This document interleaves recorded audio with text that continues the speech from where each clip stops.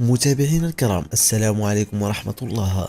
لن تصدق ما قاله الإعلام المصري عن بن ناصر ومحرز بعد فوز الجزائر على التوغو بثلاثية نظيفة. ولكن قبل أن نبدأ، لا تنسى الإعجاب بالفيديو والاشتراك بالقناة حتى تصلكم جميع الأخبار. شكرا لكم جزيل الشكر. تحدث الإعلام المصري عن المنتخب الجزائري وكذلك عن جمال بلماضي، حيث قال: إسماعيل بن ناصر جوهرة لها قيمة ثابتة داخل المنتخب الجزائري، ولا يجوز مقارنته بأي لاعب داخل الخضر، لأنه يلعب بطريقة مختلفة ودوره مختلف تماما داخل المستطيل الأخضر. أظن أن المنتخب الجزائري وبهذه الترسانة القوية قادر على الفوز بالبطولة، والدليل ما وقع بالأمس: ثلاثية نظيفة خارج الديار في طقس مختلف وأجواء مختلفة عن تلك بأوروبا وبالجزائر.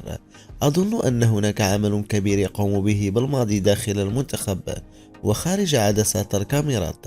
الصرامة والحزم هو سر النجاح. أقولها وأكررها: الجزائر هي المرشح الأول للفوز بهذه البطولة. ما رأيكم بما قاله الإعلام المصري؟ أجيبونا في التعليقات.